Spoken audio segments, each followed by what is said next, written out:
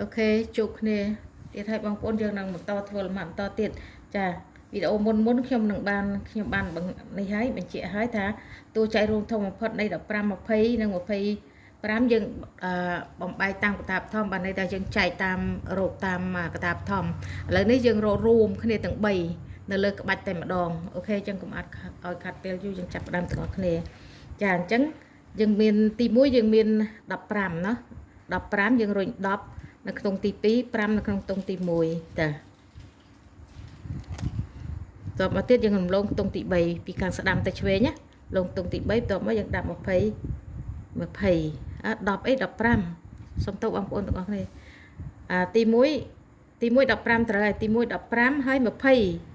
ចាអញ្ចឹងរំលងខ្ទង់ទី3យើងដាក់20ចា20គឺក្នុងខ្ទង់ទី5ចា0នៅក្នុងខ្ទង់ទី4តបមកទៅយើងរំលងខ្ទង់ទី6តទៅទៀតយើងដាក់25ចា20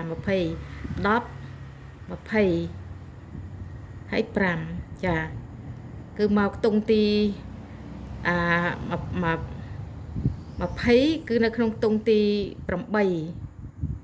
ហើយ5នៅក្នុងខ្ទង់ទី7ចាហើយខ្ទង់ទី6យើងរំលងណាអូខេអញ្ចឹងគឺបែបនេះណាចាយើងបាន15 20 25អូខេអញ្ចឹងយើងមើលទាំង3នេះហ្នឹង3លំដាប់ហ្នឹង15 20ហើយនិង25តើចែកដាច់នឹងប្រមាណរួមគ្នាតែបើមិនរួមគ្នាទាំង3ទេរួមត្រឹមរួមគ្នាទៅ2ក៏បានដែរដំបូងចែកដំបូងតែចុងក្រោយគឺត្រូវតែចែករួមគ្នាទាំង3អូខេចាអញ្ចឹងយើងមើលតើ15ចែកដាច់នឹងប្រមាណខ្លះចា15ចែកដាច់នឹង3បានចុះ20ចែកដាច់នឹង3អត់ចុះ25ចែកដាច់នឹង3ឯងអត់អញ្ចឹងយើង2ក៏អត់3ក៏អត់ឥឡូវយើងយក5យកអត់យក4ទេណាចាអញ្ចឹងយើងយក5អូខេអញ្ចឹង15ចែកនឹង5ដាច់20ចែកនឹង5ដាច់35ចែកដាច់អូខេអរគុណអញ្ចឹងទាំងអស់គ្នាណាចាអញ្ចឹងយក15តើ15មាន5ម៉ានដង15មាន5 3ដង3 5ដង15សង15អចាអញ្ចឹងយើងបានផលចែក3អូខេ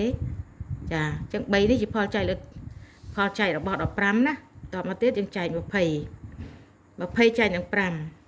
តើ20មាន5ម៉ានដង5ដង25អញ្ចឹង20មាន5ដងអញ្ចឹង5ដង20សង20អស់អញ្ចឹងយើងដាក់5មកវិញមក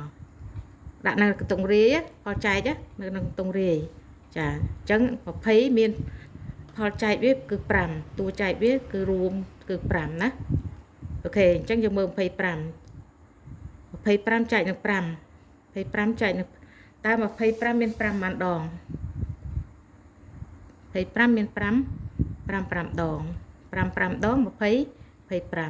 សង25អស់ចាយើងសម្អាតចេញឲ្យអស់ទៅតបមកយើងដាក់5មកវិញអូខេអញ្ចឹងយើងមើលតួចែករួមរវាង15 20និង25គឺ5ចាអញ្ចឹងផលចែក15ផលចែក3 20